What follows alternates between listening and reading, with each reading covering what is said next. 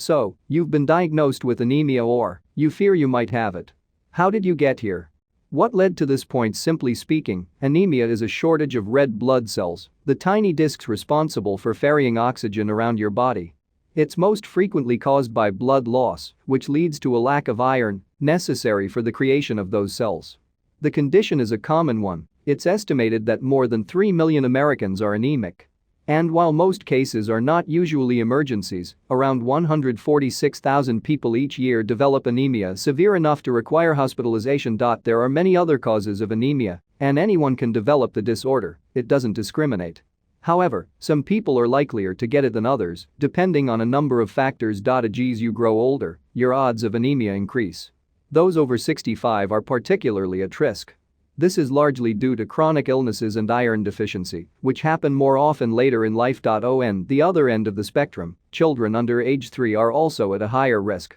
Babies and toddlers often don't get the iron needed for their rapidly growing bodies. Cow's milk may play a role in this, as it can lack sufficient iron, block the absorption of iron from other sources, and even irritate the stomach lining, causing blood to seep into bowel movements.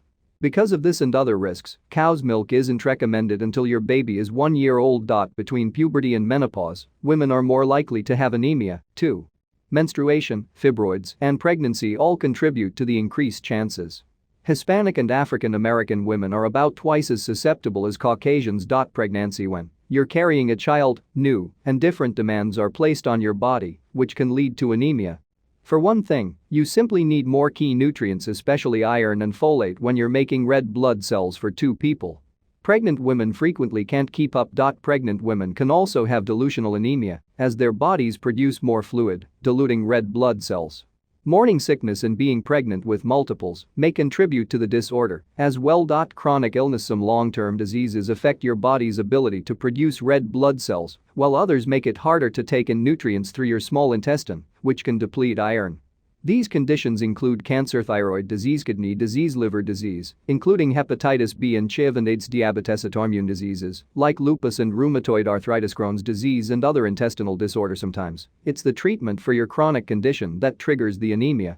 For example, chemotherapy attacks cancer cells but may also harm your bone marrow and red blood cells in the process. Vegans and vegetarians. No meat in your meals means you're at a higher risk of low iron. People who don't get enough folate or vitamin B12 in their food have a greater possibility of developing anemia as well.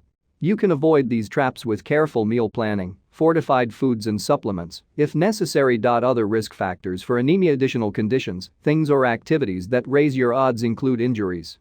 Along with surgeries and common conditions like stomach ulcers, these can result in blood loss and rob you of iron. Alcoholism. People with alcohol problems tend to have vitamin deficiencies and an increased risk of internal bleeding. Intense exercise. Strenuous workouts can cause iron depletion and break down red blood cells. Medications. Taking certain drugs, including non-steroidal anti-inflammatories (NSAIDs) like ibuprofen, may cause bleeding. Heredity.